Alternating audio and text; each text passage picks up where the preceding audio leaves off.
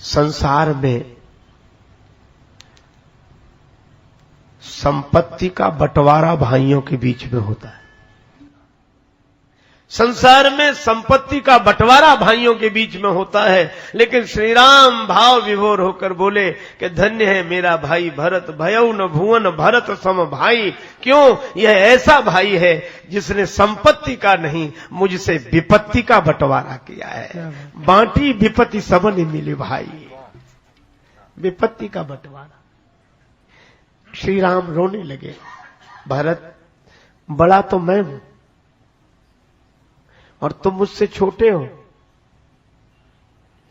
संपत्ति होती तो तुम्हारे हिस्से में ज्यादा जाती, बड़ा छोटे पर प्रेम करे कि भाई तुम जरा ज्यादा ही रख लो, हम बड़े हैं इतने में ही संतोष कर लेंगे, तुम छोटे हो।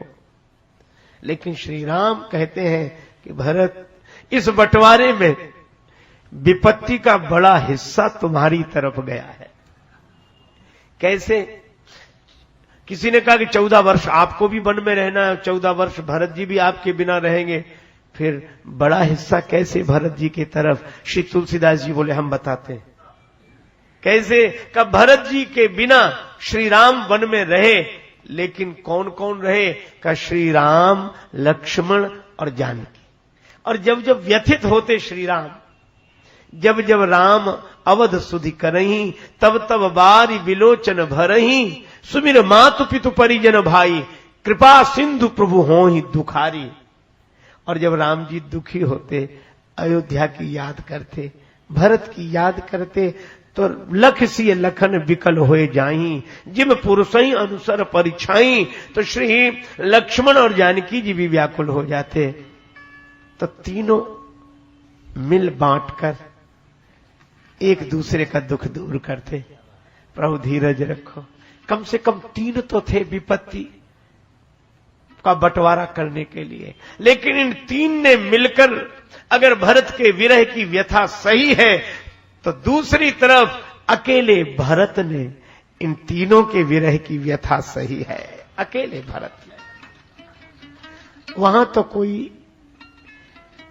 किससे कहे? भरत घर में नहीं रह रहे, भरत समाज में नहीं रह रहे। नंदीग्राम करी परन कुटीरा, कीन निवास धर्म धुर धीरा। और नंदीग्राम में भी आहा,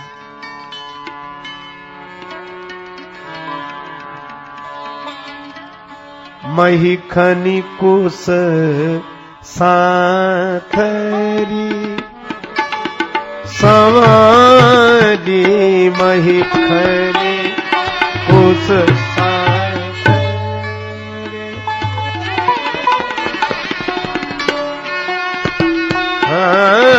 कुश साथरी।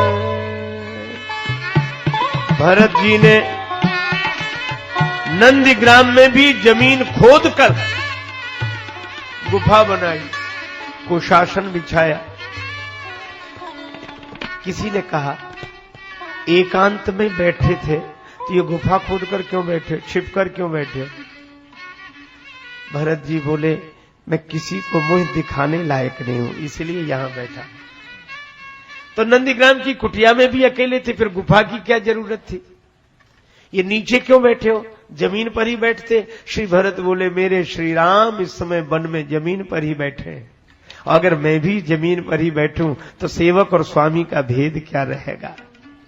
जिस दिन मेरे श्री राम सिंहासन पर बैठेंगे उस दिन मैं भूमि पर बैठूंगा। अच्छा ठीक है, लेकिन ये गुफा क्यों बनाई? ऋषि हो, तपस्वी हो, मुनि हो, इसलिए? श्री भरत बोले नहीं नहीं ऐसी बात नहीं। का फिर उन औरों को यह गुफा लगती होगी, मुझे गुफा नहीं लगती। क्यों? बोले इस गुफा का जन्म हुआ कब? जब पृथ्वी को खोदा गया, पृथ्वी का खनन किया गया तो ये गुफा निकली, पृथ्वी से गुफा का जन्म हुआ। और श्री भरत कहते हैं यह क्यों भूल जाते हो कि किसी और का भी पृथ्वी से जन्म हुआ। किसका? का जानकी माता का भी पृथ्वी से ही जन्म हुआ है। तो मुझे नहीं लगता कि मैं गुफा में बैठा हूं, मुझे तो लगता है कि मैं जानकी माता की गोद में बैठा हूं। यह गुफा मेरे लिए गुफा नहीं, सीता मैया की गोद है। यह है सिय राम प्रेम पीयूष पूरन होत जन्म न भरत का। अच्छा, और जब रात्रि के वातावरण में आकाश की ओर देखता हूं और आकाश की नीलिमा दिखाई देती है। आकाश की नीलिमा देखकर मुझे नीलाम मुझे श्यामल श्री राम याद आ जाते हैं। और कितना बढ़िया भाव है कि ऊपर नीलिमा राम जी की याद दिलाती है, नीचे गुफा जानकी माता की याद दिलाती है।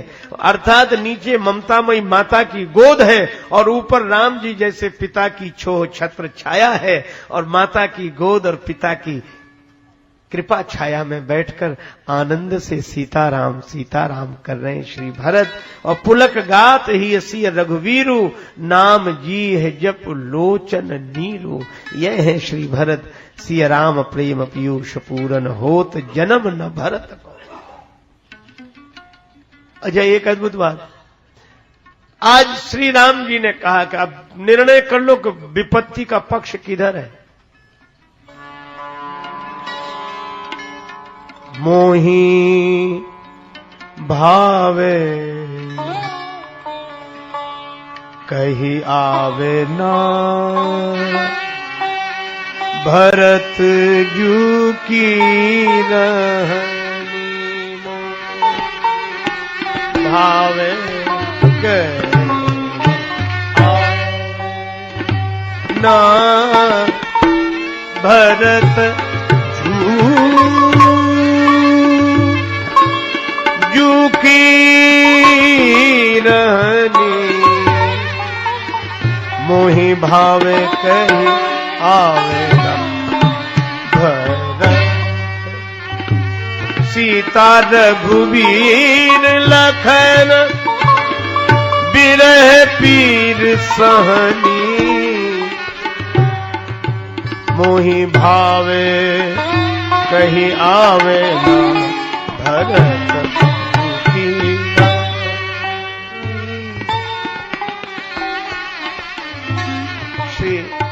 भरत जी की इस दशा को देखकर समाज ने फैसला किया, राम लखन सिय कानन बसहीं। श्री सीताराम लक्ष्मण वन में बसते हैं और भरत भवन में, का भरत भवन बस तप तनु कसहीं। भवन में रहकर तप करना वन में बसने वालों से अच्छा है। दूह दिस समुझ कहत सब लोगु, सब विधि भरत सराहन जोगु। श्री राम कहते हैं कि विपत्ति का बंटवारा किया है भरत तुमने। भरत जी ने आज्ञा सिरोधारी कर ली, फैसला हो गया। भरत जी ने कहा प्रभु आज्ञा हो तो चित्रकूट का दर्शन कर लूं। देखे थल तीरथ सकल भरत 5 दिन मांझ। लेकिन आज विदा का दिन है। भले दिन आज जानी मन माही, राम कृपालु कहत सकुचाही।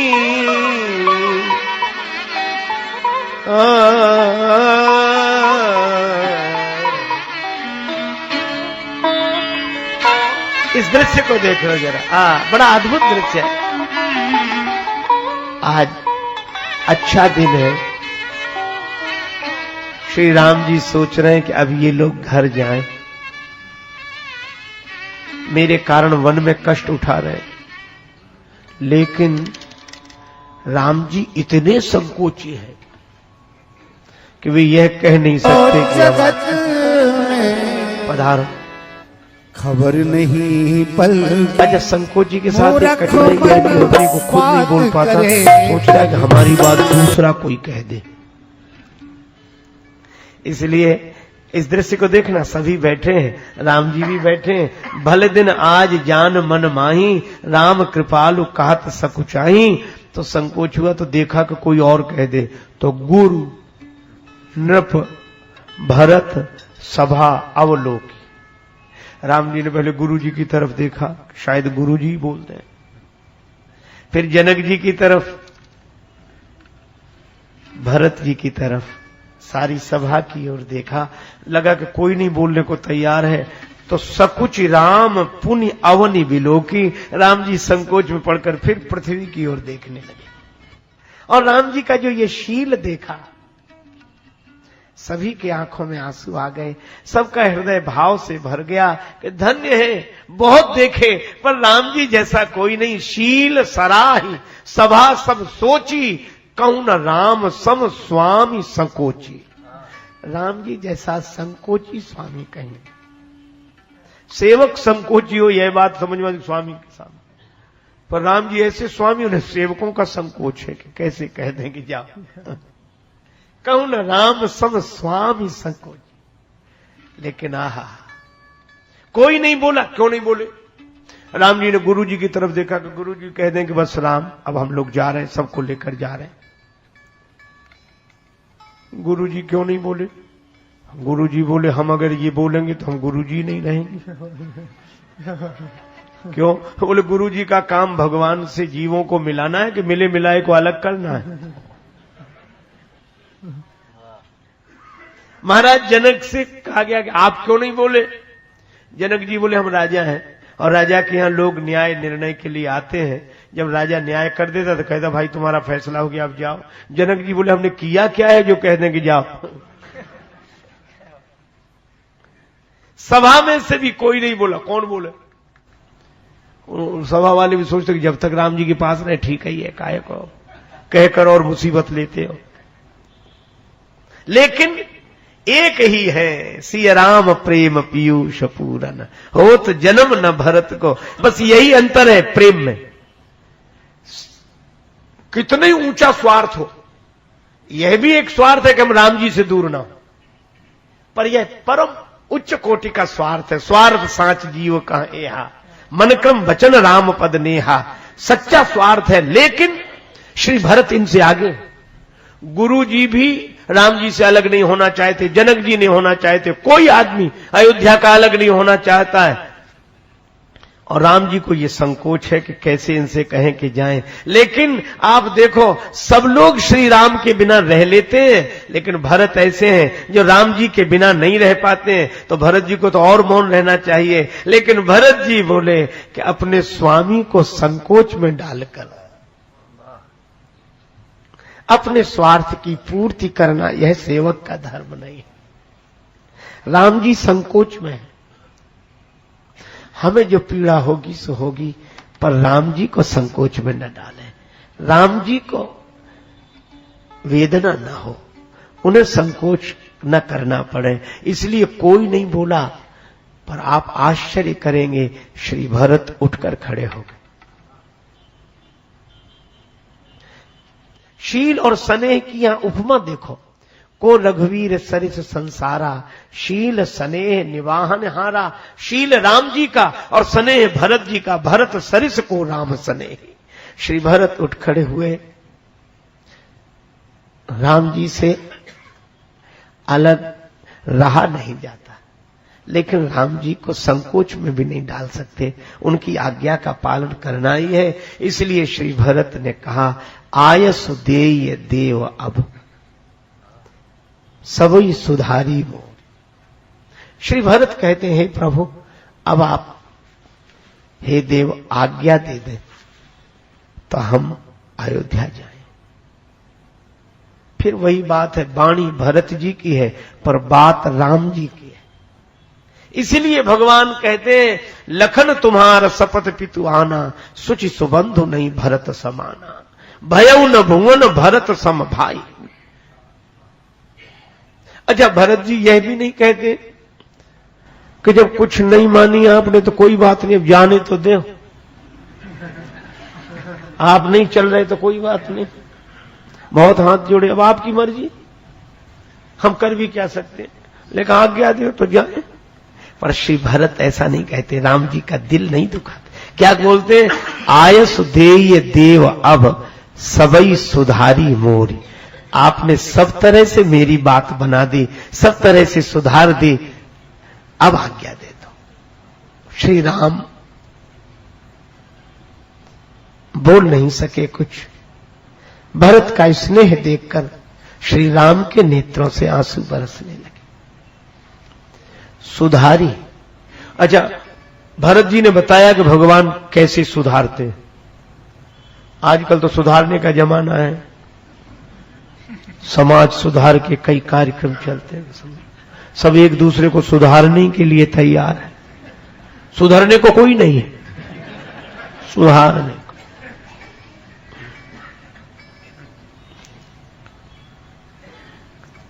कोई मिल जाए। एक आदमी की आदत थी सबको सुधारने की, कोई मिलता वो तो उसी को उपदेश देता, और वो थैला टांगे घूमते ही इसलिए तक कोई मिले जिसे समझाए। एक दिन जा रहा था हमेशा की तरह, एक आदमी सिगरेट पी रहा था, बैठा बैठा वहां खड़ा हो गया, वो मौका मिल गया उसे। ये सिगरेट पीते हो, बहुत बुरा व्यसन है, पैसे की बर्बादी है, स्वास्थ्य बिगड़ेगा। और वो कुछ सुन ही नहीं रहा, वो पिए जा रहा है और वो कहे जा रहे हैं। और वो बोला कि अगर 50 रुपए भी रोज सिगरेट पर खर्च करते हो तो सोचो महीने में कितने खर्च हुए, फिर साल भर में कितने, और कोई 20 साल से तो तुम सिगरेट पी ही रहे हो। अगर तुम न पीते तो कितना पैसा बचता, और ये सामने 2 मंजिला इमारत दिखाई दे रही है, यह तुम्हारी होती, लेकिन तुमने इसमें बर्बाद कर दिया पैसा। वो फिर भी नहीं बोला, सिगरेट पीता रहा। और जब वो अपना भाषण दे चुके तो उसने सिगरेट पीकर उन्हीं की तरफ देखा, बोले तुम सिगरेट पीते हो? बोला नहीं मैं नहीं पीता, तभी तो तुम्हें समझा रहा हूं। तो तुम सिगरेट नहीं पीते ना? तो बोली ये इमारत तुम्हारी है?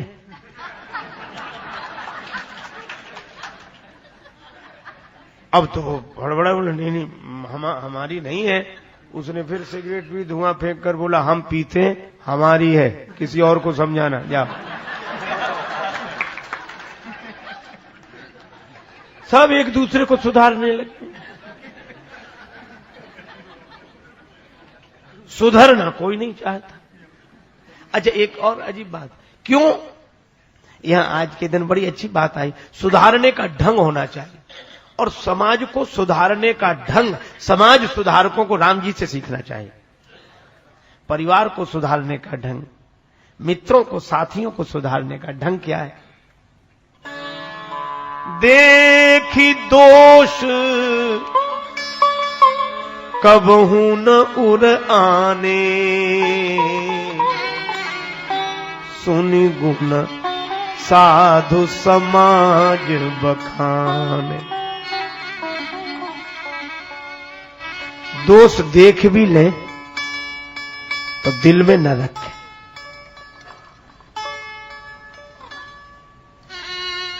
और जिन गुणों को सुना है उनकी चर्चा सबके बीच में करें, इनमें ये गुण है, इनमें ये गुण है। और जो दोष देख लिए उनकी चर्चा करें ही नहीं। वो आदमी अपने आप गिलानी में गलकर सुधर जाएगा। यूं सुधारी सन्मान जन, सम्मान पूर्वक सुधारना इसे कहते हैं। जैसे मान लो कोई सिगरेट पी रहा, आपने देख लिया, कहा कुछ नहीं, चले आए, वो कितना लज्जित रहेगा। मत कहो आप उससे ना। और जो उसके गुण नहीं है उसकी चर्चा करो, बड़े अच्छे आदमी, इनमें ये विशेषता है, इनमें ये विशेषता है। वो सोचेगा कि इन्होंने खुद देखा है हमें सिगरेट पीते, पर उसकी चर्चा नहीं करते। और जो गुण नहीं है उनकी चर्चा करते हैं। अरे ऐसे भले आदमी का संग पाकर तो हमें भी सुधर जाना चाहिए। और आपने कहा क्यों सिगरेट पी रहे थे? वो कहेगा नहीं, आपकी मर्यादा की वजह से कह रहा है कि नहीं। अच्छा, झूठ भी बोलते हो? नहीं नहीं नहीं, अरे हमने खुद देखा। एक तो गलत काम करते हो, ऊपर से झूठ बोलते हो। वो कहेगा नहीं नहीं पी रहे थे, पी रहे थे, कैसे माना कि नहीं? दूसरे कहते जाने, अरे जाने क्या, तो झूठ भी बोलते हैं। ज्यादा कहोगे तो जब 5-7 बार कहोगे तो 8वीं बार वही कहेगा पी रहे थे तो पी रहे थे, तुम्हें जो दिखाई दे तो कर लेना। सुधर गया समाज।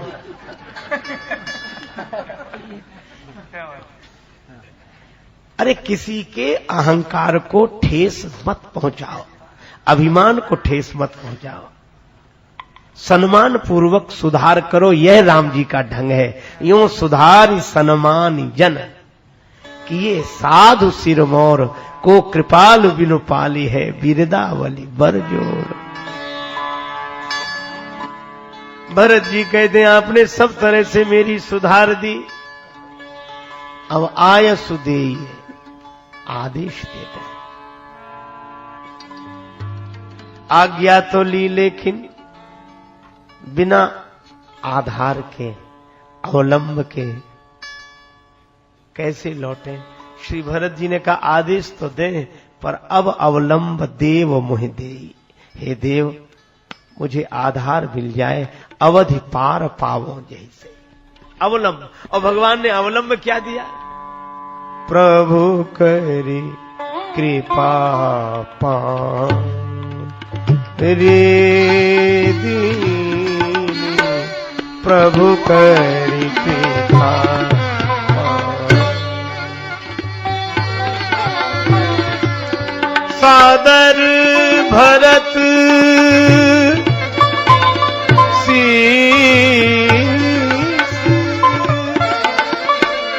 शीस धरी लीनी, प्रभु करी कृपा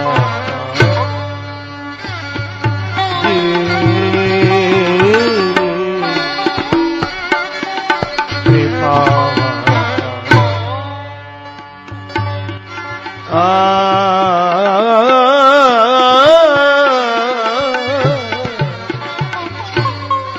पावनी देने प्रभु करे कृपा। भगवान ने कृपा करके पादुका दी। इसी दृश्य को देखे बस। श्री प्रभु ने अपनी पादुका दी, यह तुम्हारे लिए आधार है। आहा, पर धन्य है श्री भरत। भरत जी ने वह पादुका भगवान के कर कमल से अपने हाथ में लेकर सादर भरत शीस धरी लेने। आप उस दृश्य की इतिहास में ऐसा दृश्य दूसरा नहीं मिलेगा। दो भाइयों के बीच में, भक्त और भगवान के बीच में, श्री भरत ने बड़े भैया राम जी अपने भगवान की खड़ाऊ उठाकर सिर पर रख ली, पादुका सिर पर रख। सभी इस दृश्य को देखकर रो पड़े। भरत सरिस को राम सनेही। लेकिन श्री राम जी भी रो पड़े। पर क्यों? राम जी ने कहा कि भरत, तुमने मुझसे आधार मांगा था और मैं तुम्हें आधार नहीं दे सका, तुम्हारे सिर पर भार और डाल दिया। ये भार, पादुका तुमने सिर पर रख ली तो भार ही तो है। श्री भरत जी बोले नहीं प्रभु, भार नहीं, आधार है। भगवान बोले आधार कहीं सिर पर रखा जाता है? सिर पर जो रखा जाए वह तो भार है, और तुमने पादुका सिर पर रख ली तो आधार नहीं, भार हो गया। भगवान ये बात सुनकर श्री भरत बोले प्रभु, कभी कभी आधार भी सिर पर रखना पड़ता है। कब का? जब सिर पर ज्यादा भार आ जाए तो सिर का भार उठाने के लिए आधार भी सिर पर ही रखना पड़ता है। रेल स्टेशनों पर हमारे कुली भाई इतना सामान सिर पर रखते हैं, पर सामान और सिर के बीच में उनकी पगड़ी का आधार होता है। जल से भरा हुआ कलश माताएं ग्रामीण जीवन में सिर पर रखती हैं, तो सिर और घड़े के बीच में कुंडे का आधार होता है।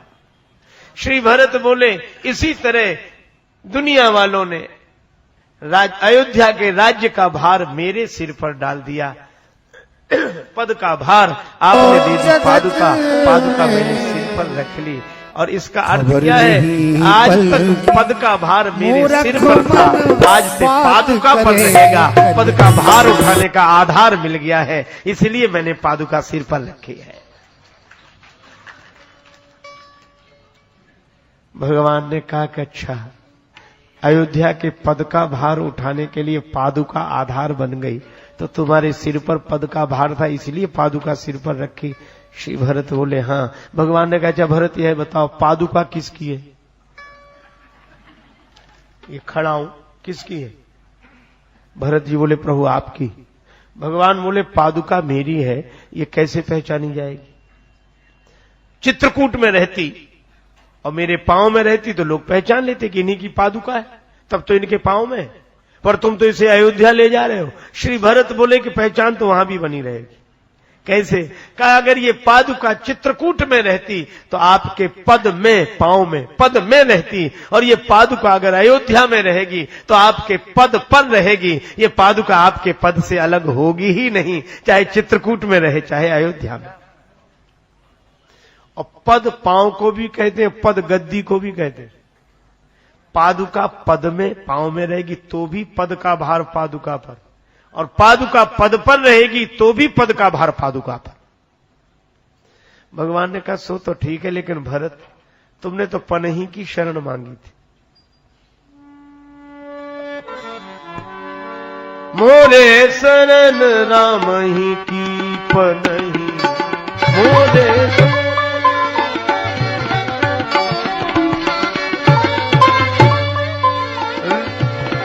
पनही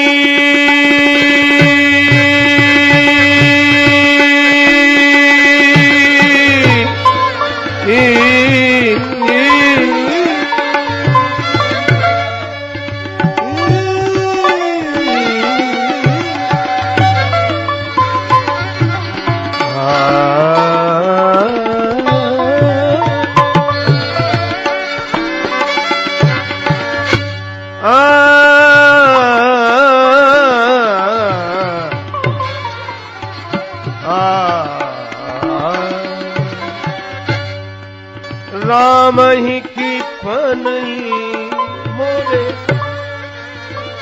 राम ही की पनही मोरे, शरण शरण शरण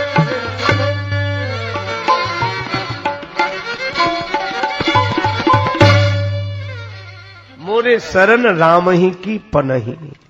भरत तुम तो कह रहे थे कि मेरे लिए एकमात्र राम जी की पनही शरण है, पनही लेने आए थे और पादुका मिल गई।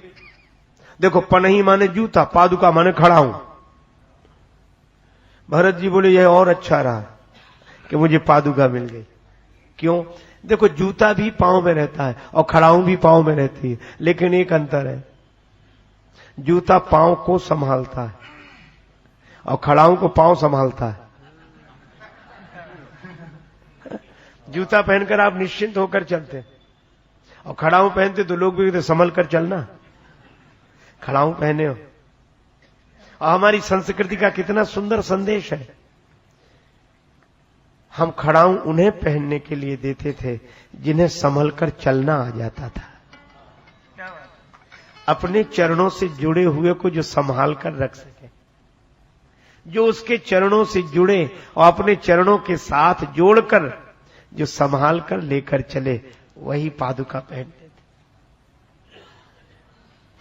भरत जी बोले कि अगर मुझे आपकी पनही मिली होती तो संकेत यह था कि आपके चरणों को मैं संभालूं, और प्रभु पादुका मिली है तो संकेत यह है कि अब मुझे आपके चरणों को नहीं संभालना पड़ेगा, बल्कि आपके चरण ही मुझे संभालेंगे। यही मैं चाहता हूं। अच्छा खड़ाऊं में रहती है खूंटी, है ना, और खूंटी को दो पकड़ते हैं, एक ओर से अंगूठा एक ओर से उंगली,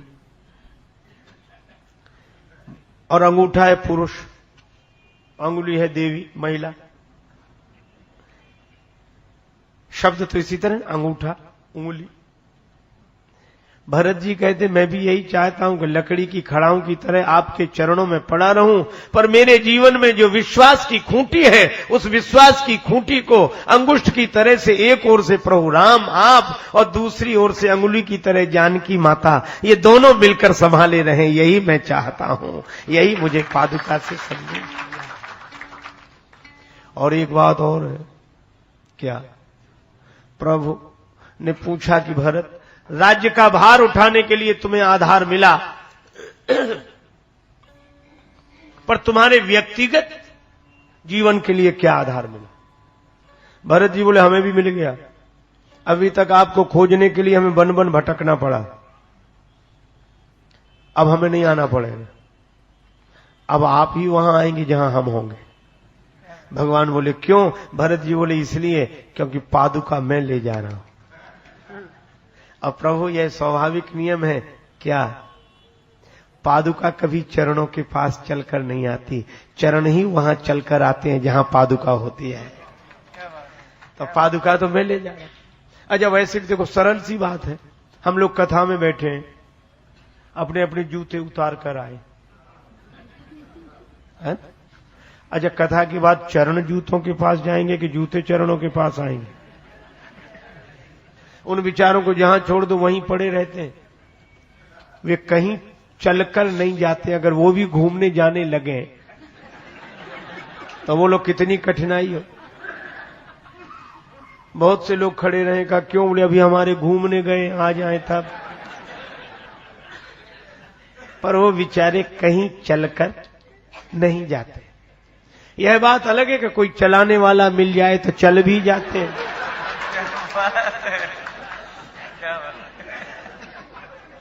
और आजकल तो बड़ी बड़ी जगह चलते हैं।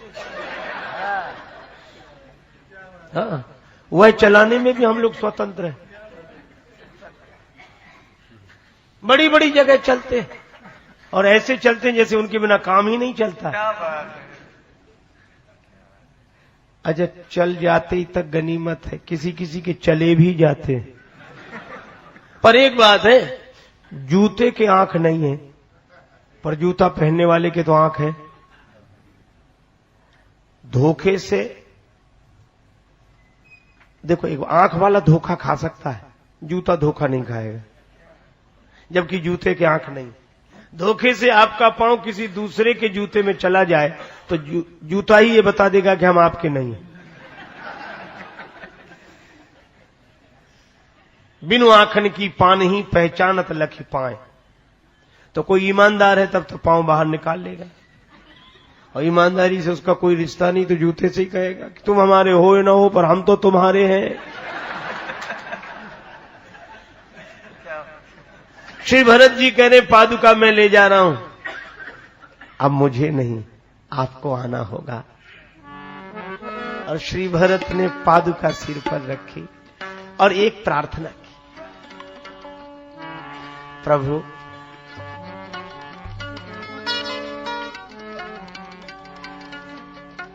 आज तक मैंने जिद नहीं की, आज कर लो।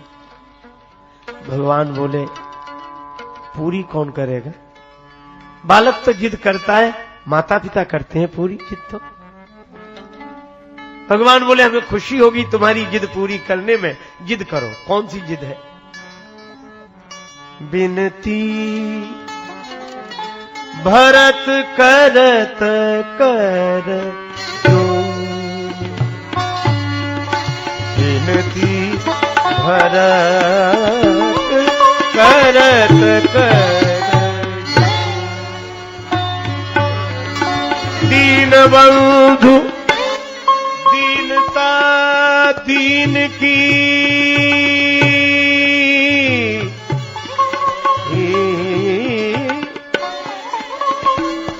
कबहु पर जनी भोरे बिनती भरत करत कर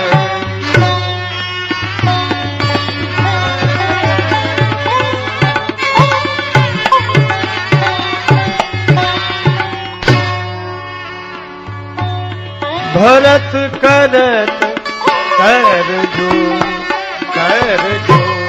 हर। भरत जी ने हाथ जोड़े और यही कहा, आपके चरणों की सौगंध करके कह रहा हूं, 14 वर्ष बीतने पर पहले दिन छोड़ तुलसी बीते अवधि प्रथम दिन। 14 वर्ष तक तो रह ली, पर 14 वर्ष बीतने के बाद पहले दिन जो रघुवीर न आई हो। श्री राम जी यदि आप नहीं आए तो प्रभु चरण सरोज शपथ, आपके चरण कमलों की सौगंध करके कहता हूं, जीवित परिजन ही न पाइयो। 14 वर्ष बीतने के बाद पहले दिन यदि आप नहीं आए तो आपका भरत आपको जीवित नहीं मिलेगा। श्री राम रोने लगे। राम जी ने कहा कि भरत, क्या तुम सोचते हो मैं भी तुम्हारे बिना रह पाऊंगा? अवश्य आऊंगा भरत, तुमने जो कहा है वह मैं याद रखूंगा, लेकिन अब जो मैं कह रहा हूं वह तुम याद रखना। राम जी ने रोते हुए कहा, भरत, मेरी आज्ञा तुम्हें चाहे शंभु विषपान हो, मेरी आज्ञा चाहे तुम्हें विषपान की तरह लगे, लेकिन एक बात याद रखना भरत, भूल होती सबसे, भूल होती सबसे न भूलना भरत भैया, भूल होती सबसे न भूलना भरत भैया। माता सब एक, भाव मन में समान हो, और जिस जननी ने जना तुम सा सुपुत्र भरत, स्वप्न में भी कभी ना केकई का अपमान हो।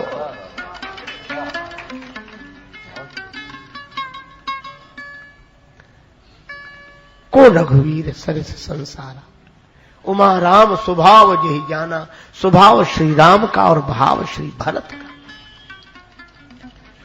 भरत जी रो पड़े, भगवान ने हृदय से लगाई। गीतावली रामायण में तुलसीदास जी महाराज कहते हैं कि श्री राम और भरत मिले, और मिलकर जब अलग हुए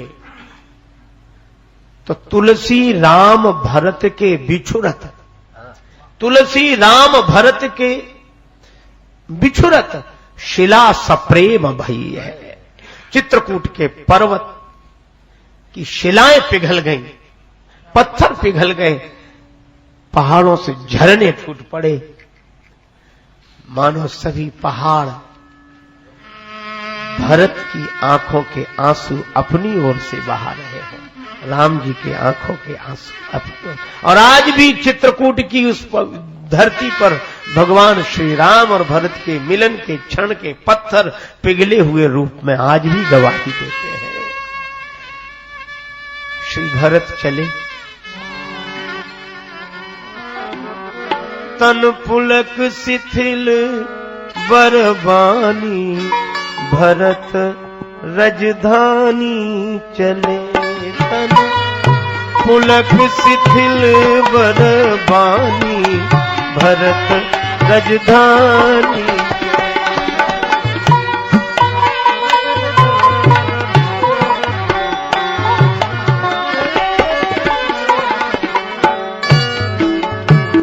सीताराम कमल पद परि के, चरण पीठ सादर सिर धरी के, भर के अखियान में पानी, भरत रजधानी चले। भर के अखियान में पानी, भरत रजधानी